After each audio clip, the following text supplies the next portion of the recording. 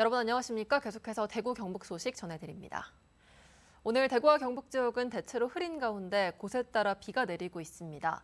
오늘 밤부터 내일 아침 사이 경북 남부 동해안에는 시간당 30mm 이상의 강한 비가 쏟아지겠습니다. 경주에는 호우 예비특보가 내려졌습니다.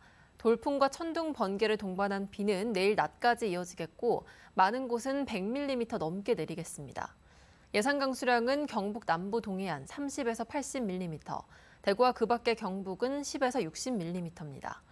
내일 아침 최저기온은 대구 18도 등 16도에서 19도, 낮 최고기온은 대구 24도 등 22도에서 25도로 선전하겠습니다.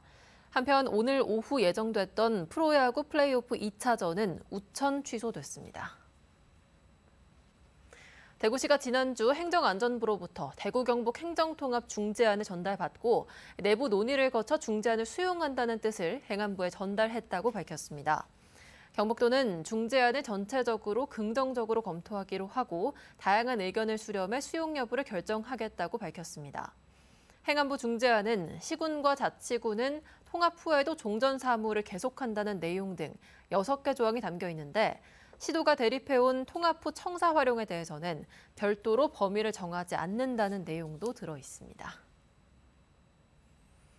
올해 국세 수입 부족에 따라 지방자치단체가 정부로부터 받는 지방교부세가 4조 2천억 원 감소할 것으로 전망되는 가운데 경북 도내 지자체 가운데 3곳은 이에 대응하기 위한 여유 자금이 없는 것으로 나타났습니다. 더불어민주당 양부남 의원이 행정안전부에서 받은 자료에 따르면 지난해 말 기준 통합재정안정화기금이 0인 지자체는 전국에 13개로 경북에는 고령, 칠곡, 청송군 등 3곳입니다. 통합재정안정화기금은 지방세나 지방교부세 등 세수입이 감소해 재정 지출이 필요할 때 대응하는 비상금 성격의 기금입니다. 경북 구미경찰서는 수억 원 규모의 위조 지폐를 만들어 유통한 혐의로 조직 총책인 20대 남성을 수사 8개월여 만에 필리핀에서 붙잡아 구속 송치했다고 밝혔습니다. 이 남성은 지난 1월 5만 원권 지폐 7,400여 장, 3억 7천여만 원 상당을 컬러 프린트로 위조한 뒤 마약 구매 등 범죄 행위에 사용한 혐의를 받고 있습니다. 남성은 공범과 함께 SNS를 통해 미성년자 등에게 위조 지폐를 판매하고 모텔, 목욕탕, 재래시장 등에서도 사용한 것으로 드러났습니다. 앞서 공범 21명은 붙잡혔고 이 중 8명은 지난 5월 구속 송치됐습니다.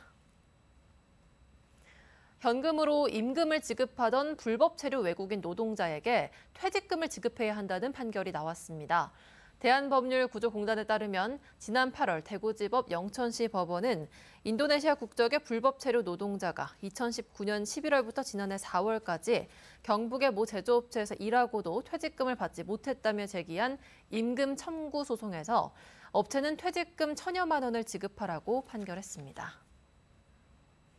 뉴스와 경제를 마칩니다. 고맙습니다.